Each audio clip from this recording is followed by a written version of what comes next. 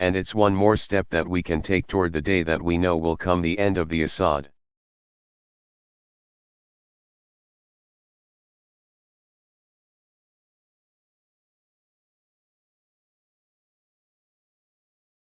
Regime that has brutalized the Syrian people and allow the Syrian people to chart their own destiny.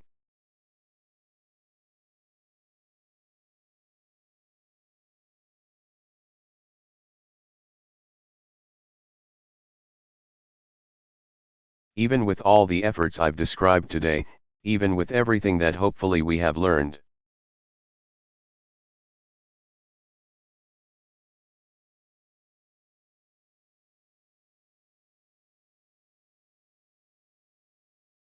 even with the incredible power of museums like this one, even with everything that we do to try,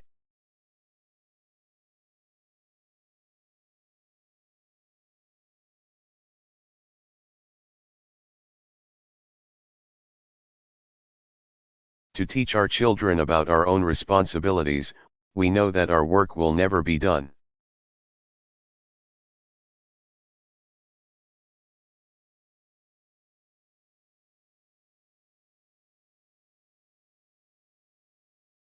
There will be conflicts that are not easily resolved.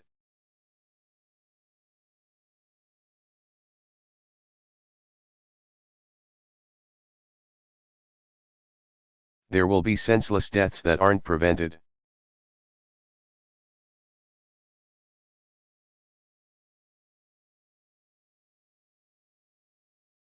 There will be stories of pain and hardship that test our hopes and try our conscience.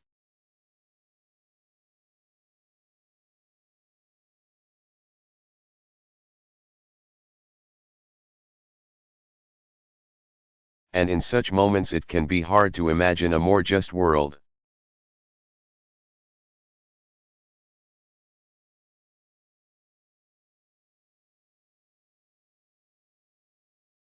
It can be tempting to throw up our hands and resign ourselves to man's endless capacity for cruelty.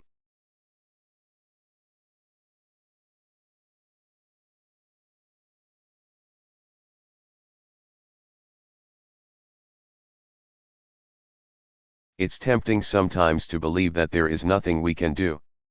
And all of us have those doubts.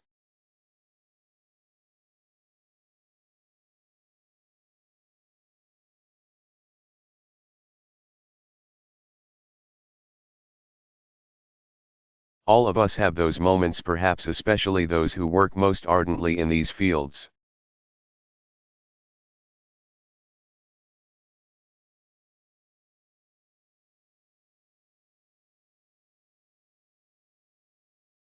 So in the end, I come back to something Ellie said that day we visited Buchenwald together.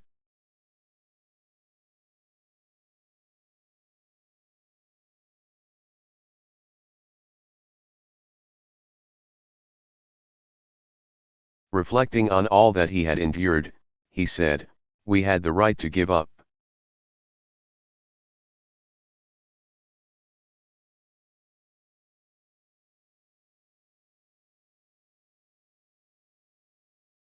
We had the right to give up on humanity, to give up on culture, to give up on education.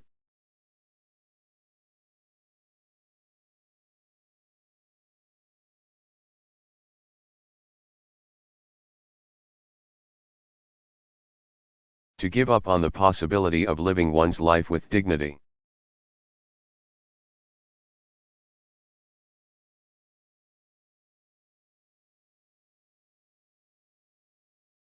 In a world that has no place for dignity. They had that right. Imagine what they went through. They had the right to give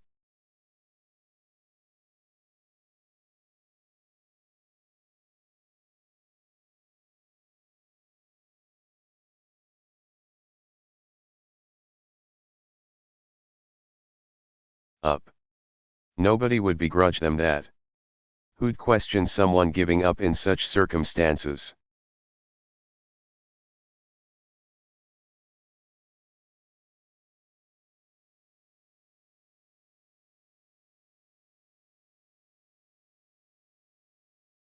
But, Ellie said, we rejected that possibility, and we said, no, we must continue believing in a future.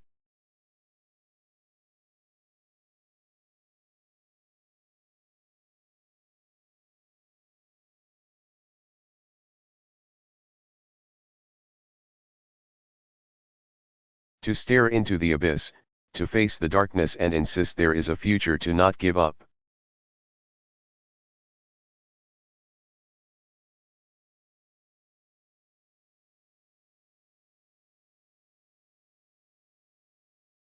To say yes to life, to believe in the possibility of justice.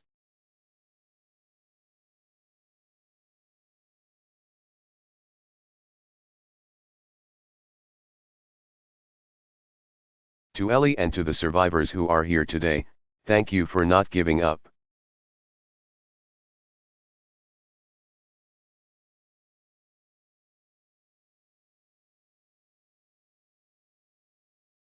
You show us the way.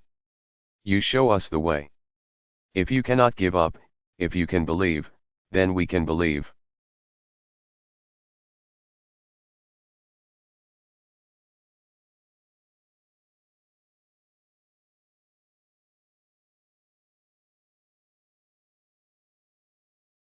If you can continue to strive and speak.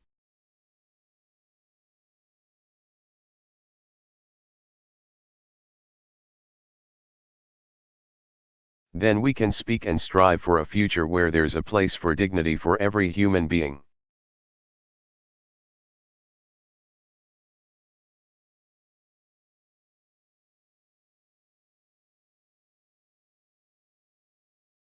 That has been the cause of your lives.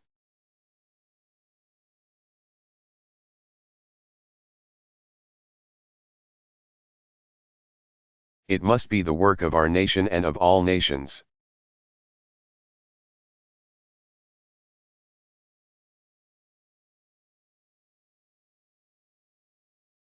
So God bless you.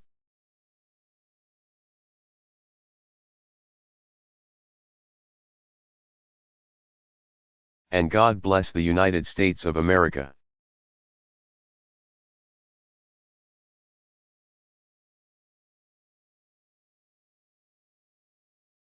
Thank you very much.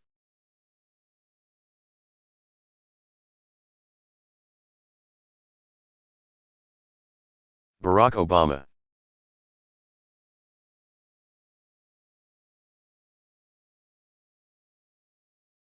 Speech on American Values and National Security.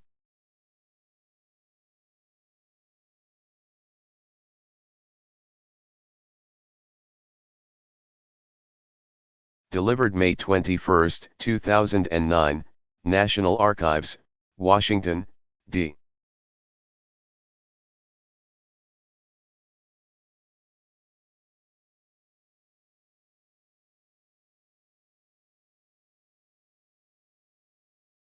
C.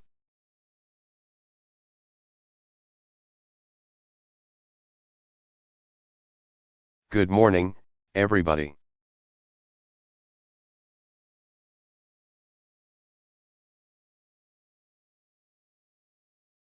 Please be seated. Thank you all for being here. Let me just acknowledge.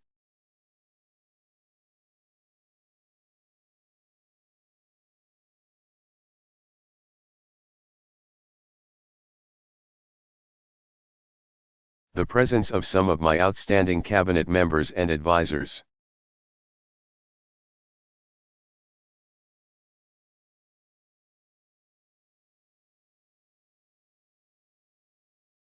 We've got our Secretary of State, Hillary Clinton.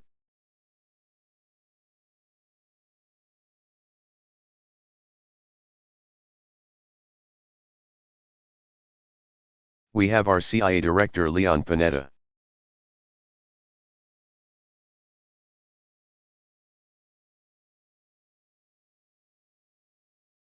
We have our Secretary of Defense William Gates, Secretary Napolitano of Department of Homeland Security.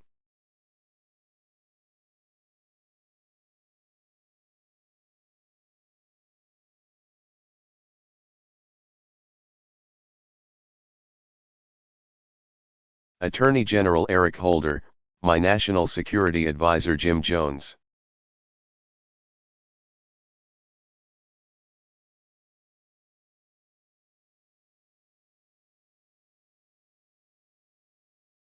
And I want to especially thank our Acting Archivist of the United States, Adrian Thomas.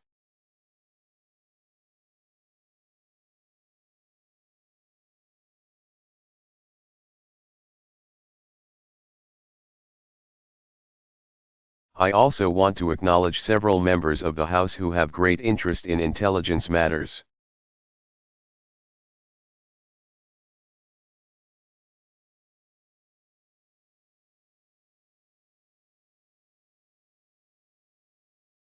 I want to thank Congressman Reyes, Congressman Hoekstra, Congressman King.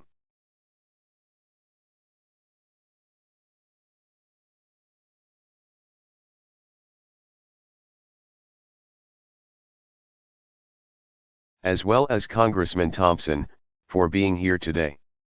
Thank you so much.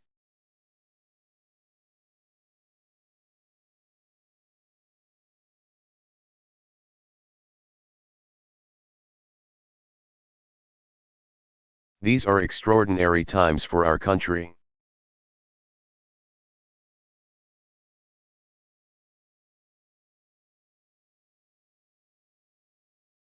We're confronting a historic economic crisis. We're fighting 2 wars. We face a range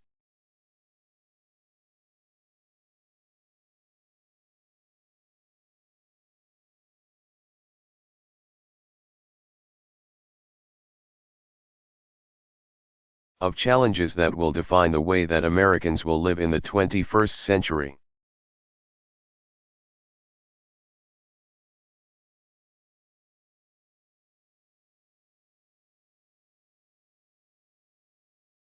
So there's no shortage of work to be done, or responsibilities to bear.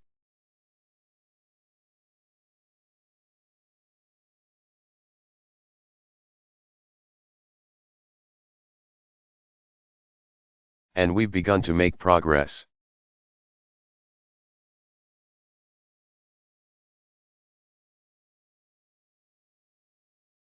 Just this week, we've taken steps to protect American consumers and homeowners.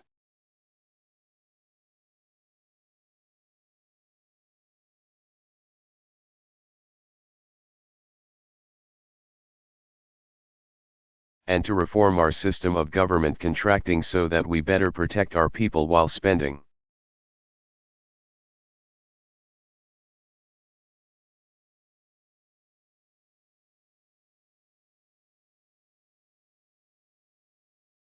Our money more wisely.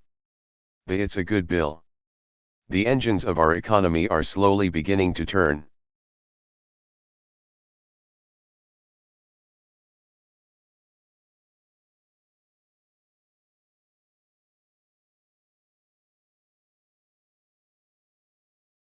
And we're working towards historic reform on healthcare and on energy.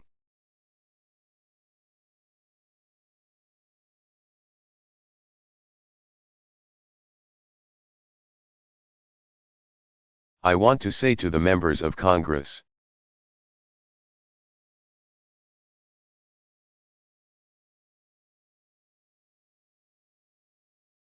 I welcome all the extraordinary work that has been done over these last 4 months on these and other issues.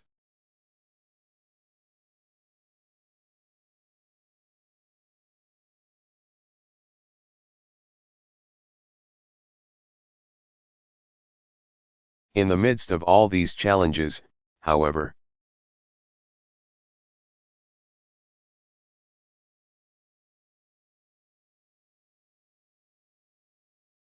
my single most important responsibility as president is to keep the American people safe.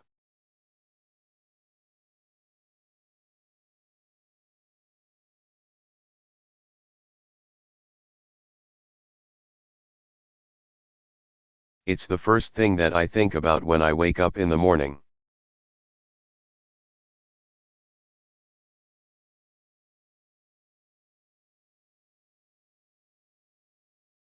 It's the last thing that I think about when I go to sleep at night.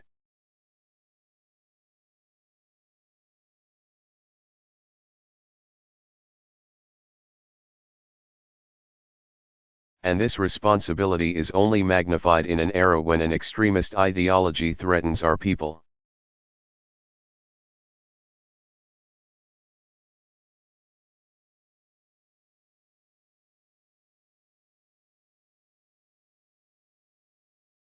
And technology gives a handful of terrorists the potential to do us great harm.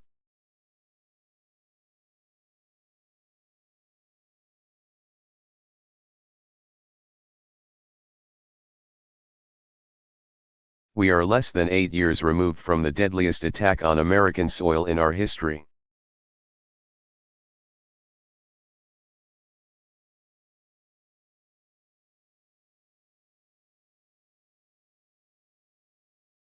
We know that Al-Qaeda is actively planning to attack us again.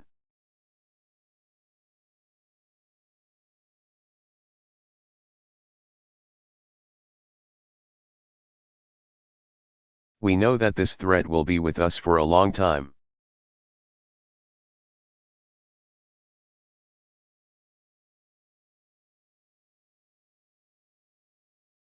And that we must use all elements of our power to defeat it.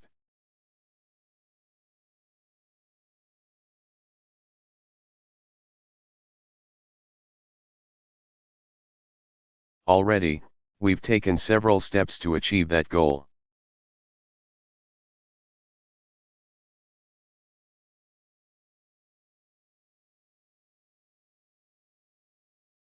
For the first time since 2002, we're providing the necessary resources and strategic direction.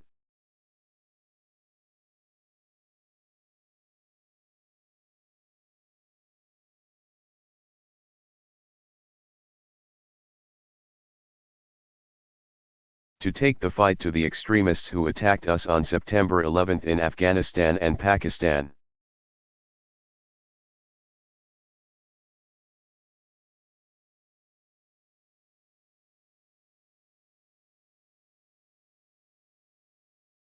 We're investing in the 21st century military and intelligence.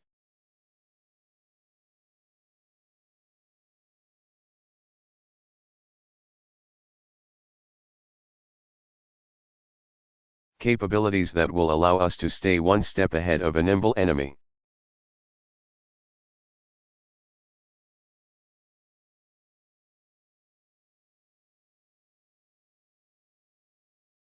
We have re-energized a global non-proliferation regime to deny the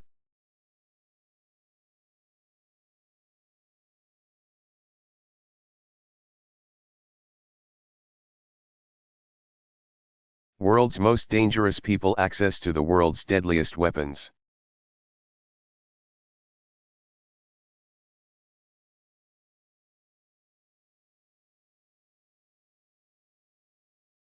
And we've launched an effort to secure all loose nuclear materials within 4 years.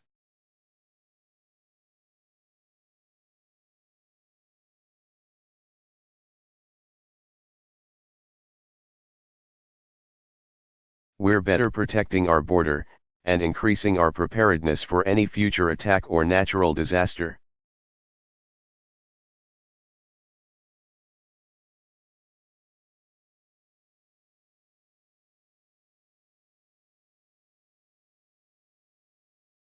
We're building new partnerships around the world to disrupt, dismantle, and defeat Al-Qaeda and its affiliates.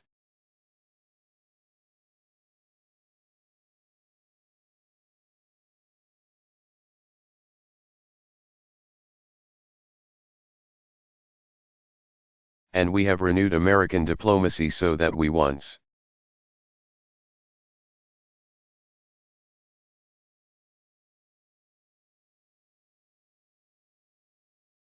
again have the strength and standing to truly lead the world.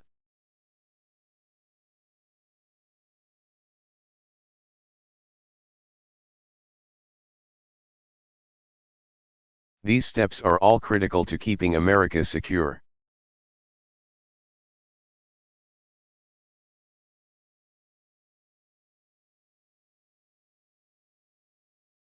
but I believe with every fiber of my being that in the long run we also cannot.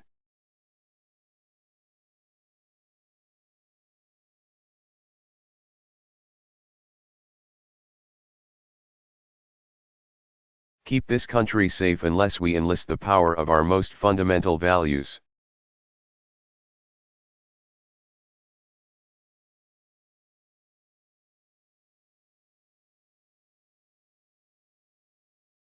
The documents that we hold in this very hall, the Declaration of Independence.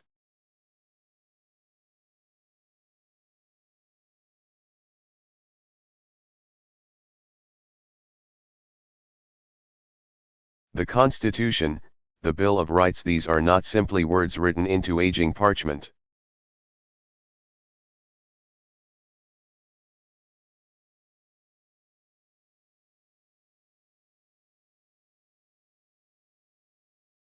They are the foundation of liberty and justice in this country.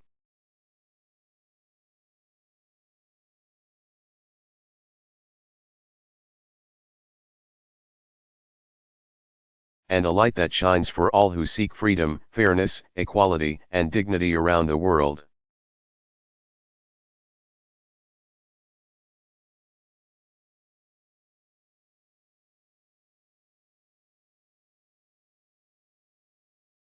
I stand here today as someone whose own life was made possible by these documents.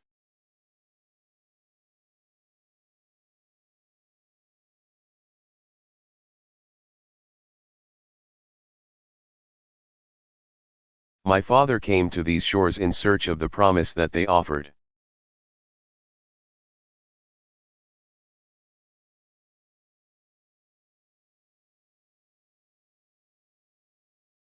My mother made me rise before dawn to learn their truths when I lived as a child in a foreign land.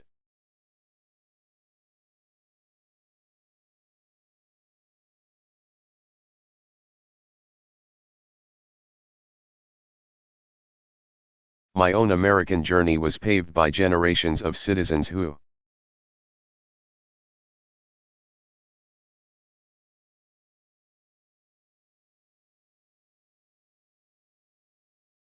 gave meaning to those simple words to form a more perfect union.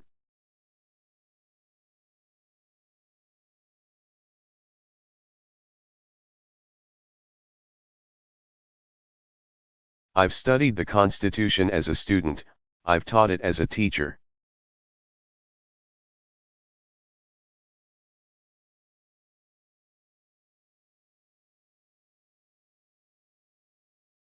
I've been bound by it as a lawyer and a legislator.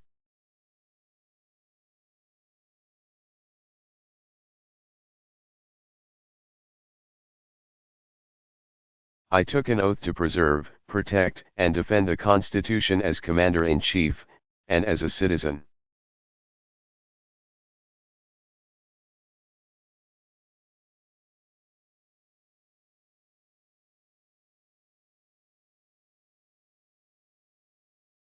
I know that we must never, ever, turn our back on its enduring principles for expedience sake.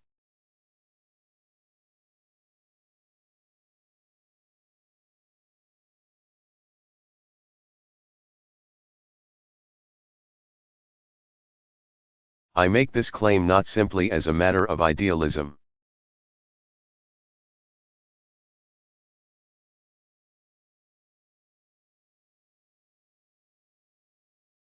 We uphold our most cherished values not only because doing so is right,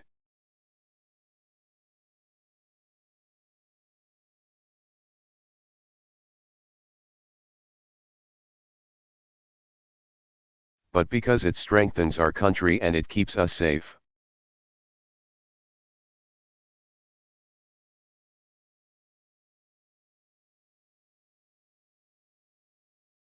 Time and again, our values have been our best national security asset in war and peace.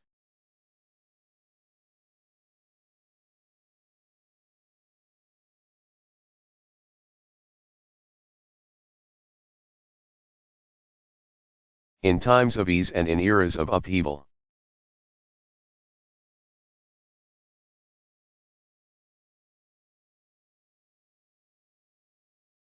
Fidelity to our values is the reason why the United States of America grew from a small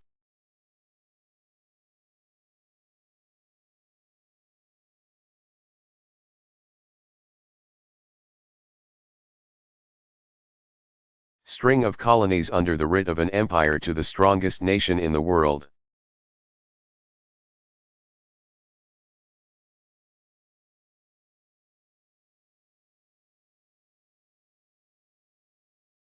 It's the reason why enemy soldiers have surrendered to us in battle.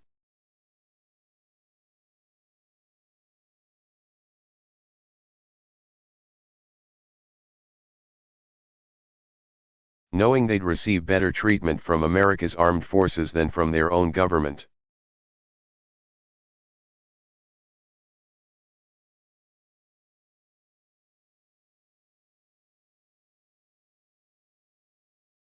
It's the reason why America has benefited from strong alliances that amplified our power.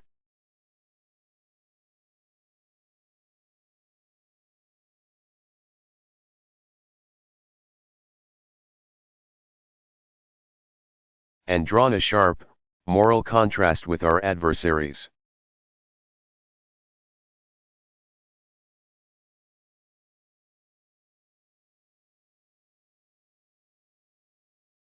It's the reason why we've been able to overpower the iron fist of fascism and outlast the iron curtain of communism.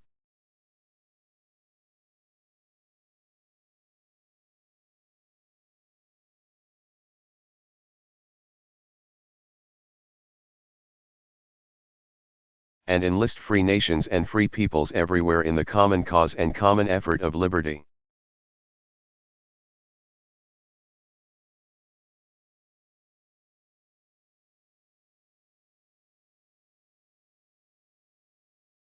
From Europe to the Pacific.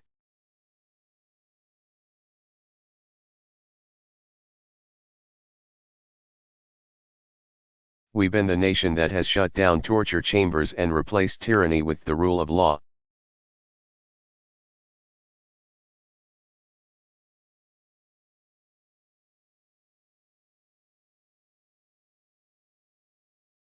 That is who we are.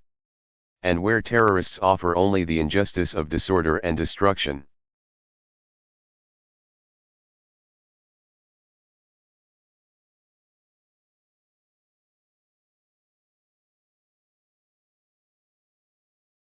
America must demonstrate that our values and our institutions are more resilient than a hateful ideology.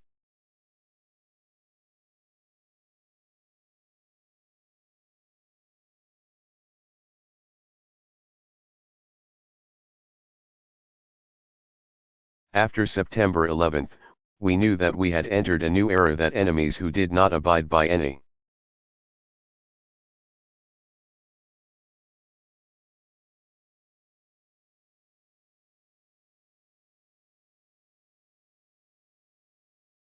law of war would present new challenges to our application of the law.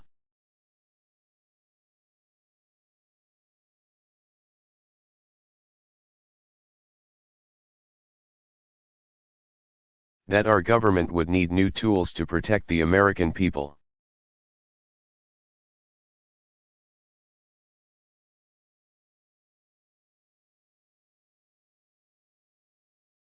And that these tools would have to allow us to prevent attacks instead of simply prosecuting those who try to carry them out.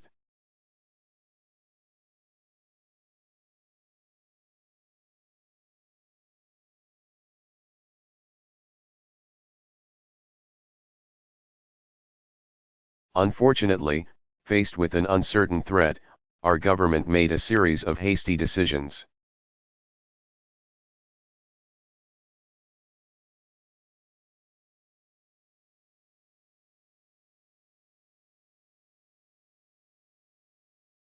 I believe that many of these decisions were motivated by a sincere desire to protect the American people.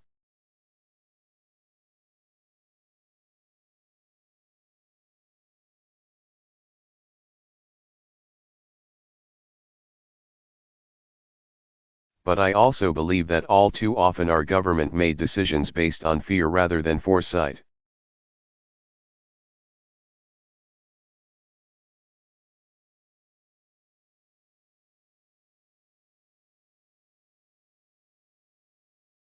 that all too often our government trimmed facts and evidence to fit ideological predispositions.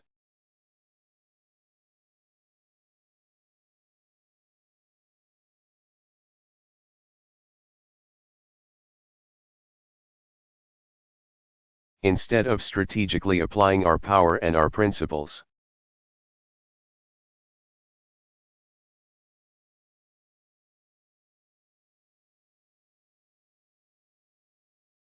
Too often we set those principles aside as luxuries that we could no longer afford.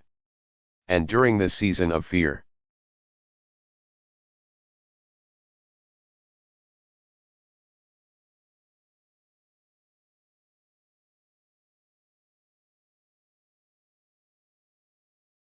too many of us Democrats and Republicans, politicians, journalists, and citizens fell silent.